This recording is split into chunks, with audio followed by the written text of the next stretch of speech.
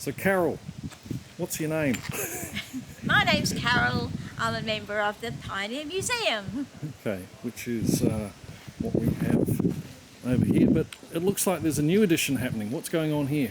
Now this is absolutely splendid. It's the Munro House, Yep. which is the only unmodified group house anywhere in the southwest. Uh-huh. It was out on the Davinci farm and they kindly gave it to us, and we've had to bring it in. There's the truck that brought it in, and now we're putting it together. Let's go and have a look. It was built in 1926, and the Munro family left because of how difficult group settlement was going. They left the whole district in 1933. But people have lived on and off in this house ever since. So this will be another wing of your Yes, this museum. is our fifth building.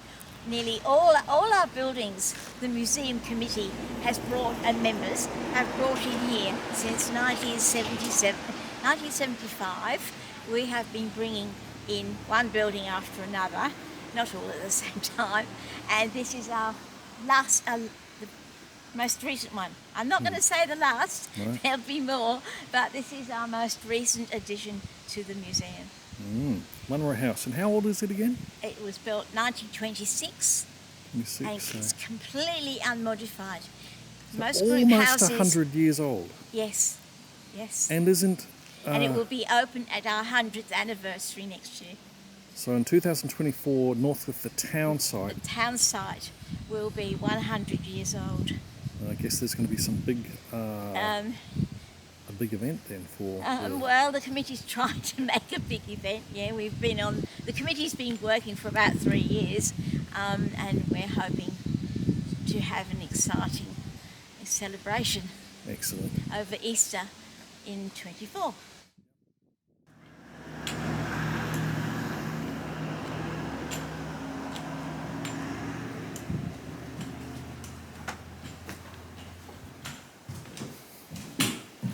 Ken. I offered all this to Ken, but he said he'd rather it was me.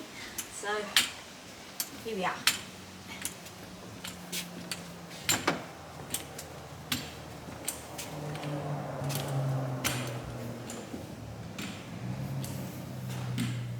Now welcome to the beginning of Northcliffe Pioneer Museum. This was Group 121,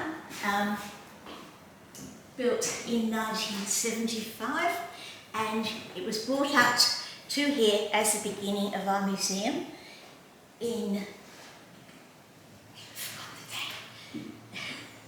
1975, and this is where we used to come in. That door was our entrance door, and we had a desk here where we invited visitors to talk to us, and here's our room. So we've got plenty of things in here that don't belong to the school, but now we have Munro House. We will be doing a complete a change to our exhibition. This will remain just as the school. If you look around, you'll see 7 blackboards, and can you imagine why we have 7 blackboards? Because each blackboard is for the children of a different school age. They came to school at 6, and at 13, 14 they had to leave school. And so the one teacher with the children, at first there were 30 and there ended up as 8, but this one teacher, he had a different age group on each blackboard. So you can imagine the chaos with one group talking, going through saying maths on one board and poetry on another, the British Empire, because it wasn't Australian history, on another, and so forth. The desks are the original desks. I remember something similar to these, but my desk had a little... you'd lift up the hatch, and then there would be something underneath. But it still had the this little groove for the pens. It had remnants of the old inkwells, but they didn't have inkwells in them. But there was a storage, a drawer underneath where everything would go. I had a drawer in mine in England. These don't have drawers. The desk over here for the teacher is of great interest. When Mr. John came here with his children in 1925, the desks were here for the children, but nothing for the teacher. So either the department had forgotten or they'd probably run out of school desks. So he said to the parents, I need a desk, but I don't want a low one. I want to have a high one and I want a stool. Unfortunately, the stool has disappeared, but here is the desk. And if you look at how the desk has been made, it's absolutely brilliant. So we assume it was made by a group settler who was a carpenter back in England. It's got a lovely little section in there, and he wasn't asked to do this, but he put on at the back shelves for the teacher where he could put his pens and so forth. The bottles of ink that go in the inkwells. So there's the bottles of ink. The good boys each week got the job of ink monitor on Monday. Another thing interesting here is the carpenter who put this on, he's decorated the back with oak leaves, and it would be very interesting to know when the group settlers decided we're never going back to the old country, and they would have been eucalyptus leaves, but they're still homesick for England, and you've got your oak leaves up here. It is. It's quite tall for some desks. I mean, I would like a desk that height. Yeah, you see, he was able to ask the parents to make what he wanted. That's not given to him by the department. He made one up here. I wonder if he was tall. Yes, because he taught the children to play sport, so maybe he was tall as well. That's a lovely organ, piano. Yes, now, most schools, music was important for the children, and teachers mostly found that people coming on the boats came with, see there's an organ up there, on a squeezy box on the top of the piano. Violins, we haven't got one here, but mostly there was somebody with a violin, came off the boat and joined the groups. So there was music to start with. But then you'll find that most of these schools right around the country had parents saving up for a piano. And this is the piano that was saved up by the parents in this school. And the piano arrived about 1925. Very much out of tune, but it is still got lots of lovely memories. The paintings look a bit more modern. Yeah, and yet they were done, well, of course they weren't done in the 20s, they were done in 1985 by a local artist. She did them especially to decorate the school walls. Does that say military with weird spelling? Yeah, bad spelling. Yes, very good to spot that one. The military two-step. Now this goes back to the 1950s. This is the dance board that were used by the community when they had dances in town from the 1950s. And you will hear many of the women today in their 80s will say they hated this box, this display, because when the men saw the dances coming up, say the next dance was Gay Gordon's, if they didn't like Gay Gordon's, they slipped out of the town hall door, not to be seen again for another hour or so, so they missed out the dance, and the women or the girls didn't get the dances, because the men, if they hadn't known it was coming up, they would have snapped them and done dances with them. Lots of radiograms and gramophones. Yes, we might move these out because now we've got Munro House, we've got 4 extra rooms, and we're going to have to seriously rethink how we're going to do our displays around the museum, and this will be one change. Maybe the music will stay because of association with the children, but the far corner is the hospital, and these things will definitely move.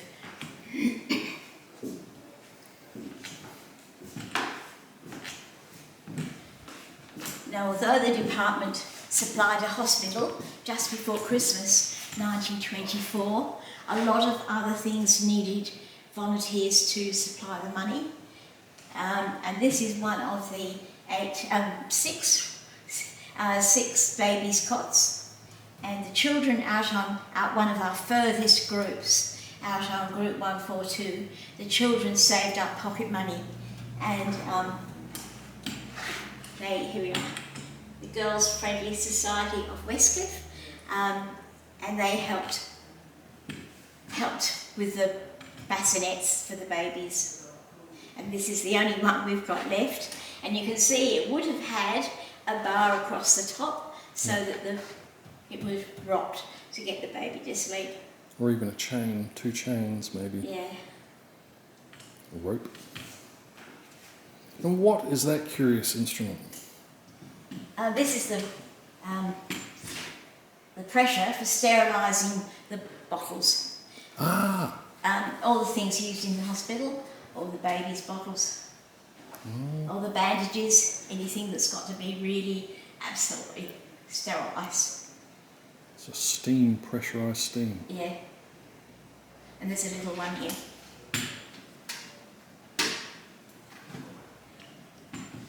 Okay. So this is where the museum began. And we started off in rooms further down the other side. But maybe we'll, as we're right next to the working life room, we'll jump straight into here because we're right next to it. Go for it. So we're now going into the last room of all, apart from Munro House, which arrived 2 days ago. Now, welcome to the bank. This is the bank. Love to give you money. Sorry, no money. But this is the R&R Bank, which of course became Bank West and became the Commonwealth. So this was the bank we had in Northcliffe, the actual bank. Over here, you'll see where the safe was. Underneath the dairy products there's the safe. It's under the floor. Yes, under the floor was the safe where all the money was stored. And of course, when we brought the bank over here, our Shire Council said, right, that's a dangerous hole. You're going to have to put a wall on top of it, or a floor on top of it. So here we are. This is what it's all about. Group settlement was all about dairy. All the group settlers who came out had to run dairy farms, nothing else, just dairy farms. And this is the beginning. So there's your stool, handmade. There's the stool, a nice slope to it so that you can reach the teats on the cows. Here's your teats for the cows. And when you've got the milk, you pour it into the separator and you turn the handle. And the cream or the milk comes out here into a bucket, and there's a bucket, and this is, now you know your children's curds and whey, the children's nursery rhymes, the whey comes out here. That's your watery milk that's not much use, and you give that to your calves or other animals you might have, so that's where the whey comes out. But this is what comes out. It's going to bring your check every fortnight. Very important how you turn the handle. And you've got to turn the handle just right. Too slow or too fast, the milk coming out here is of the wrong consistency. If the check is down in its money, then the father will get pretty angry with his wife or the girls who've been doing it. It's got to be just right. But in 1950, an alarm was made. Too late for group settlers, but round the back there's an alarm, and if this handle was not going at the right speed, the alarm would go off. So by the 1950s, dairy farmers were getting perfect consistency. Too late for the groupies. Trial and error. The milk was taken from the farms into town And around here, there are 2 churns.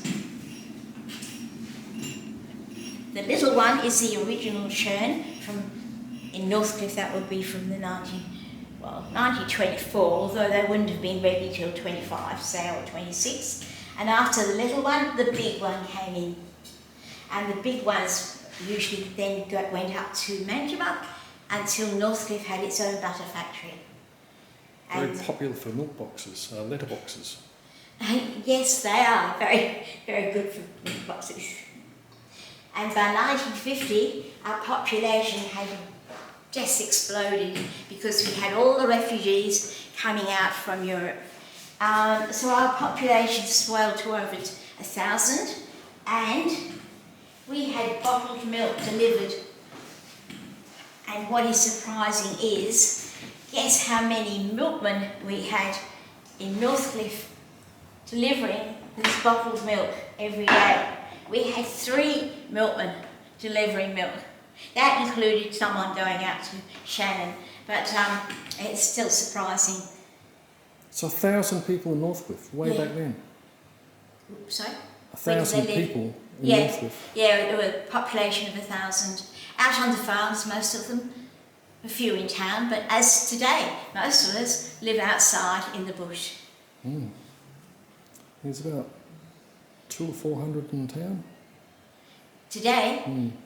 Today our census, the last census, was about 760 here. There's only 10,000 in the whole of the Shire, and we've got about 760. In the whole of Northcliffe town? Yeah, side? in the town there's about 1,000.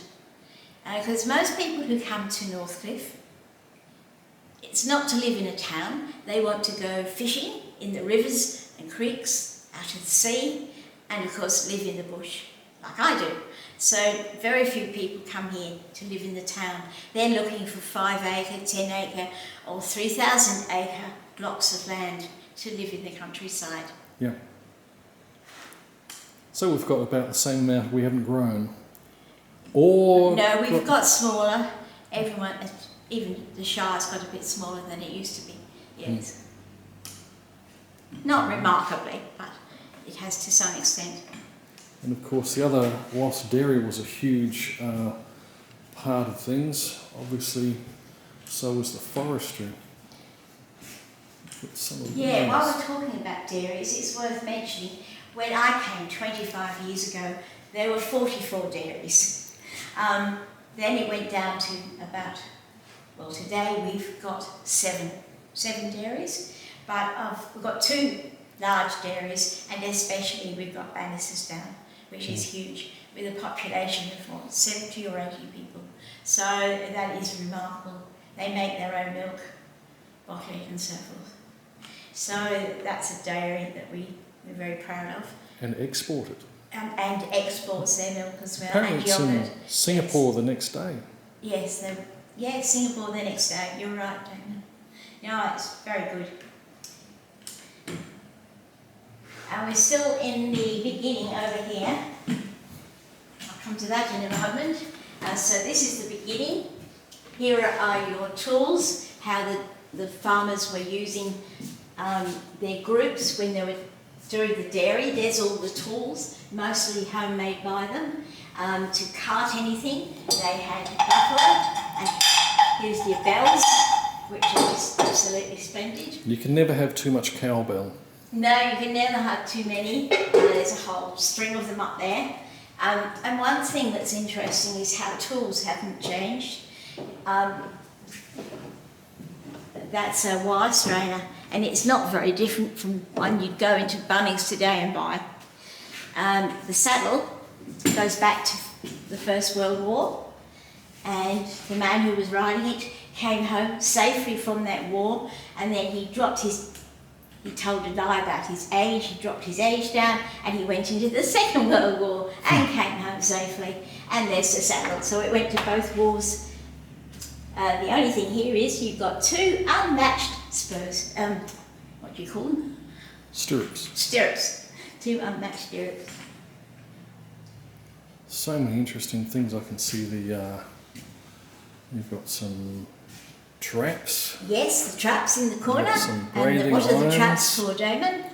Well, I would have said foxes, but No. no. I thought Oh, you'd get it. No. Bigger. bigger than foxes. Yes. What, thylacines? No. No, you've got me. Dingoes. Oh, dingoes. Yes, you knew that. We had dingoes here, and our group settlers who came out right across the southwest were terrified. The dingoes howl at night. It's pretty blood-curdling. I remember a story when we get into the shop about dingoes. So they were very frightened about the dingoes. We had dingoes until 1945. I did not know that. And that was the last of the dingoes in Northcliffe. That's why it did not come up on my radar. Oh, right. And this is Now we come to the 1950s. a diesel crosscut saw. Because after the Second World War, it was decided to have the, if any of you remember, the £10 bombs, and so something like 4 million people came out to Australia as £10 bombs, and 66,000 came to Perth in WA. There was no housing. Somebody said, immediately, where are they going to live? There's no housing in Perth. So the government sent down people to establish mills where there weren't any already. Most little towns had one, but they built another one, and they chopped down all the trees across the southwest. Just slaughtered all the trees, and this is a very small exhibition of the tools that were needed, or machines that were needed to cut down those trees. Your drag saw, and they're all pretty dangerous tools. But here we are. They were all used around Northcliffe after the 50s.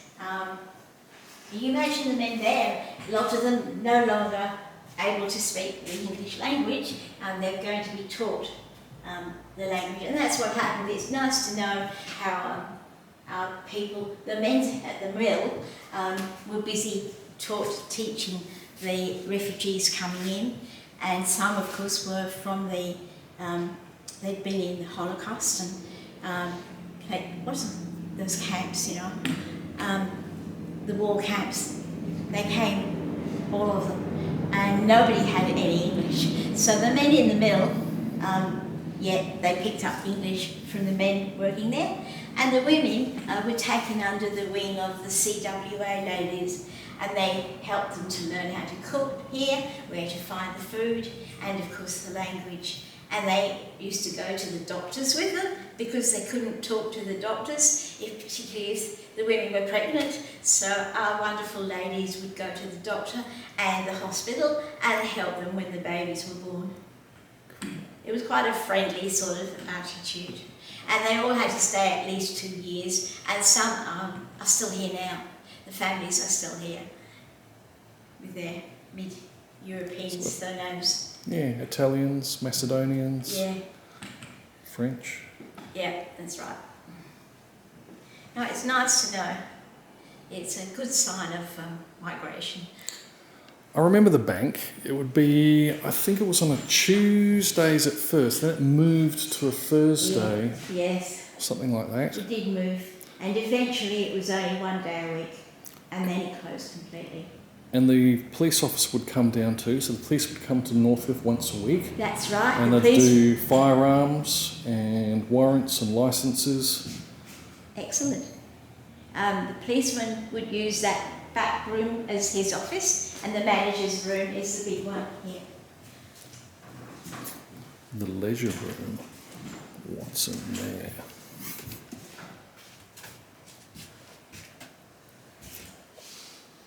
Ah.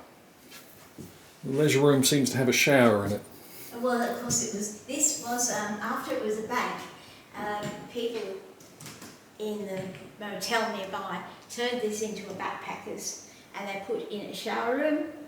Ah. And they were going to make this into different rooms for the backpackers, and it never became backpackers.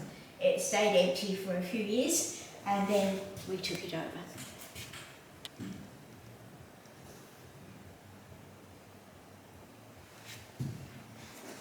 After the Second World War, the government thought Northcliffe, which was suffering from trying to make any income at all, said, oh no, you can grow tobacco, that'll do. Now they'd been growing tobacco since before the Second World War in Manjimup, and it was assumed that Northcliffe could do well at growing tobacco, but the soil was wrong, there were still too many rocks in the paddocks, it was not very successful, and eventually the standard of tobacco in the southwest was just not good enough because they were growing it in Victoria at a far better condition. So I heard that this is our example of why we lasted. Yeah, I think Les Bennett was saying that they sent it over and it would come back as with a low grade price. Yeah, and it wasn't worth it. So yeah. So you can still see the wild tobacco growing in the fields. Yes, there. It still pops up. It's quite a virulent little seed. That's right. It's a very pretty flower. Yes, it pops up still. But apparently low quality. Is what? Low quality. Yeah, it was low quality, and it was labour intensive. They just weren't making enough money out of it anyway.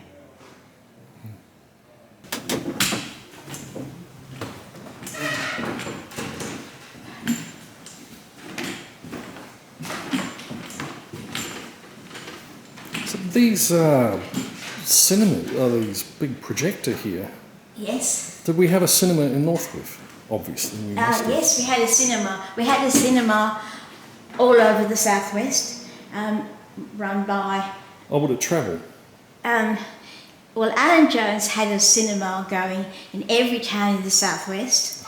Northcliffe was about the last to start, and at first, of course, it was the talkies. So the talkies came to Northcliffe in, I think it was 1927, maybe 26, that closed before 1930.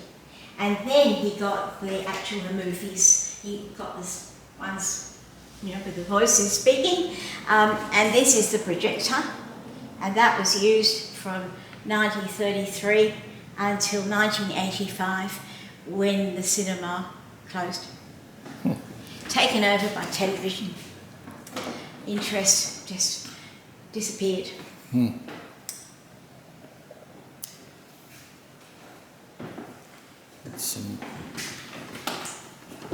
These are what the tills looked like in the old days. The tills come from the shop, which is where we're heading to. The old ones are also from there. The newer ones are from the high school. The typewriters.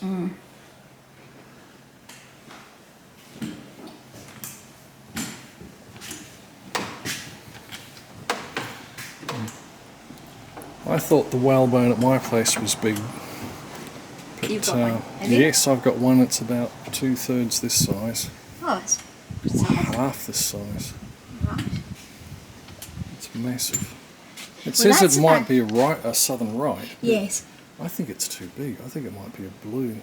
But, yeah, there's been an argument with Bustleton about that recently, but we still believe it's a southern right.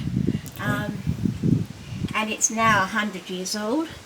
And then a few years ago, a gentleman from Windy Harbour brought us in, if you come down here, he brought us down a skeleton of a southern right. He had that in his front garden in Windy Harbour, and then he sold the house and didn't want to leave it with the new owners. He gave it to the museum. And both of these things have got to go undercover. We can't leave them like this. But we're all volunteers, and we just don't have enough hours in the year to do everything, but they will be put undercover. Yeah, they last a long time. Mine's out in the weather and has been out in the weather for a long time. It's still got the nose bit as well. Yeah, but you don't know what it looked like when it was put there. See, that looks fine, but it wasn't like that 100 years ago. It's deteriorated, obviously. And if you put your finger on that inside bit, it'll start crumbling.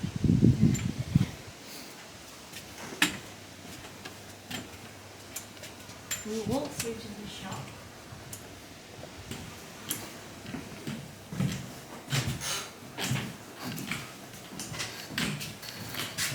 Trading store.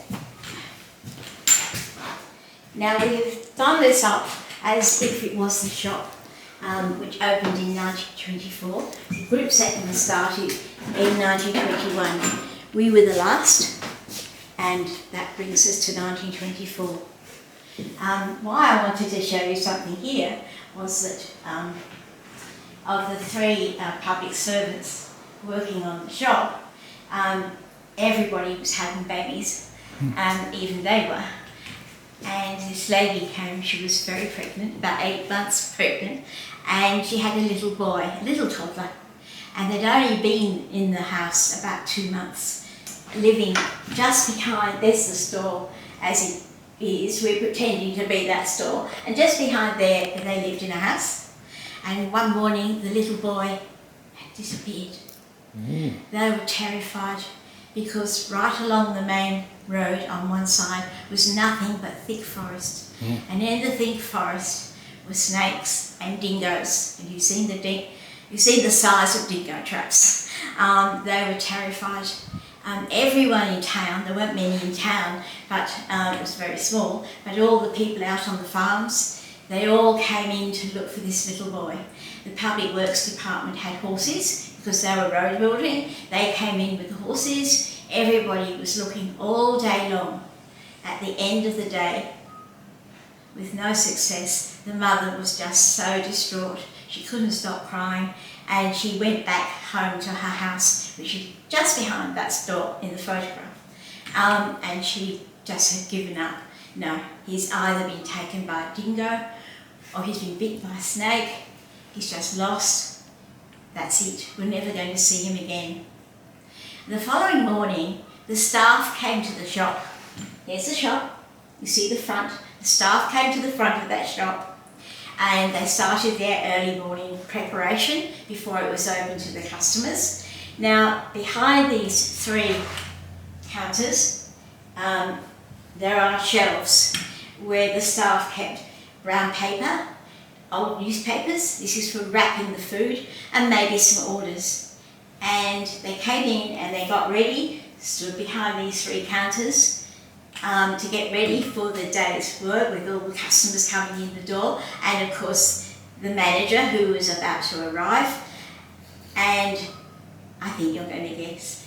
We don't know which one, but to their surprise, curled up asleep on the counter's shelf behind that one or that one was the lost little boy. And he'd gone into the shop. We don't know how he got into the shop, and he'd fallen asleep and he was safe. And that was, a really lovely story. The mother, of course, was absolutely delighted, and an hour later she went into labour. And about 11 o'clock that morning she gave birth to a little sister for the little boy who'd disappeared. And that's the end of that nice little story. You can see a lot of things here to see. The food they were using, the cart, you see the boxes were used for everything and anything. In these boxes, each had, that's why we put this here, each box contained 2 of these. This is your fuel for cooking and warming. There were 2 in each. So these were just as important as the boxes. You can see they were used for all sorts of things. This one's an example. It's been given a door so it could be stored in any way. And the boxes became cradles, furniture, anything at all, bookcases.